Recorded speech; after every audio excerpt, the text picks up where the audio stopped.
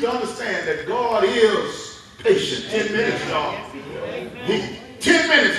He is patient and long suffering. The gardener speaks up and he says, now, sir, I understand it's your tree. I understand you got the final say so. But would you do me a favor? Would you leave it alone this year? Also. Give it one more year. Now remember, on the onset I told you for 7 years the tree had been fruitless. He had planted a tree 7 years ago, and his family still were unable to eat from the tree that he planted. This lone gardener, who some translations call the dresser, others call the keeper, says, let it alone. Please, sir. This year also. Think about it, y'all. The gardener intervened and asked the owner for one more year. One more change. And that's really what you call grace. Giving you what you don't deserve. Just when you need it the most. Can I come in close? You asked God for a job. I heard y'all testifying tonight. And not only did he give you a job, but he gave you a good job. With some benefits. And sister, I'm just waiting on 55, baby. I'm going to retire too. You asked him to let you live long enough to see your children get grown. And now you rocking grandchildren. And great-grandchildren. And in this very case, great-great-grandchildren. I'm talking about grace. That stuff that looks beyond your fault. Look beyond your lying, no good, dirty, nasty ways. And every time keep waking you up in the morning. Keep starting you on your way. Keep fresh blessings at your footsteps. Everywhere you go, you are blessed. All from God's grace.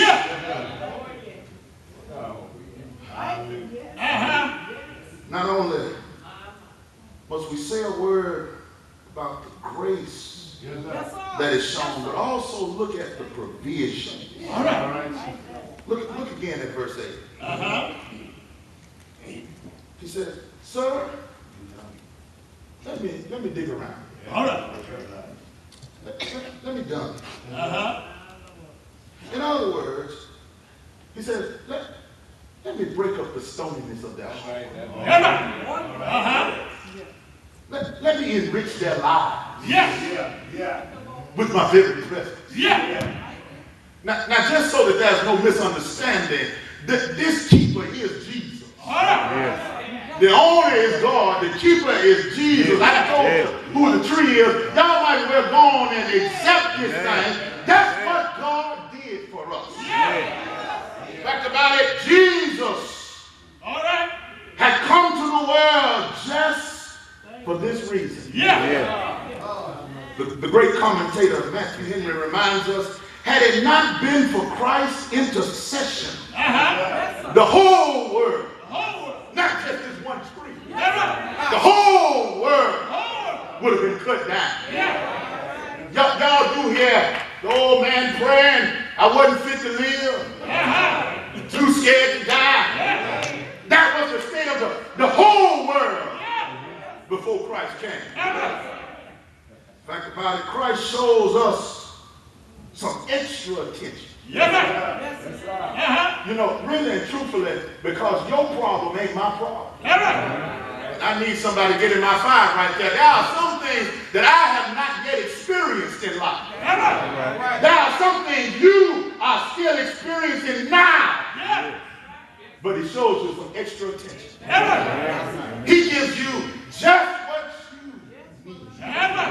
5 minutes, pruning, keeping the weeds off of it. He shows you that extra love that you really need. And the question has to be raised, why? Why would he show me this extra love? Why, Brother Spencer, would he show me this extra attention? Well, I'm confused because Isaiah 64:6 says, even at my best, I ain't nothing but filthy rags. The fact about it, Romans 3:23 reminds us that all of us have sinned and come short of the glory. Even with that, why would Christ intervene? Why does the gardener in our text intervene? I'm going to tell you why. Because he saw our potential. Ain't you glad? Yeah. He saw that my latter could be better than my former.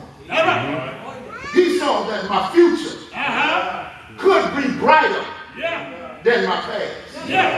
He saw that my failures and my shortcomings were only stepping stones to a bigger and better tomorrow. And ain't you glad?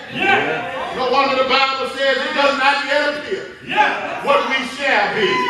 But we know that when he shall appear, we'll be just like him. I wish I could get 2 or 3 more of y'all to get in my mouth, but we will see him as he is. Thank God. So thank God tonight that even though you can't see it, and most of you might not want to see it, but God sees something better for me. This year also, I don't know about you, but there's some things I've been praying about. I thank God that he sees my potential. And he's not held up by my hang-ups. I'm glad that he sees my potential, and that's what you call mercy. Not giving you what you do. That's what you call it. Even though you deserve to be cut down, holding it back because he sees you. That's what you call mercy. 3 minutes, y'all. Now that's the patience of the garden. But there's a promise there. There's a promise of the owner. Because y'all, you have to really look at this text. Don't run past it.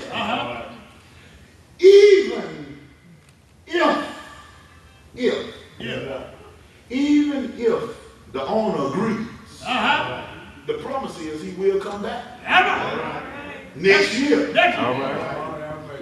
And he's still going to be looking for some fruit. About 45 seconds now, y'all.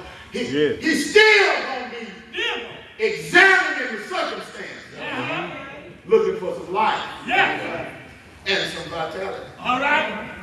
Now, when you get to the end of the parable, I need you to understand something.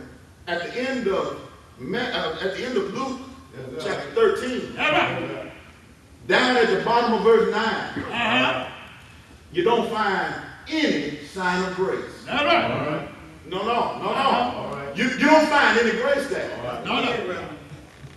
See, unlike the parable of the lost son, in chapter 15, there is no restoration. About 15 seconds, y'all. There is no restoration. There is no grace shown. 5 seconds, y'all. This is what you call an open-ended parable. Happy New Year. God bless you. Fact about it, the listeners are left to draw their own conclusion of what happens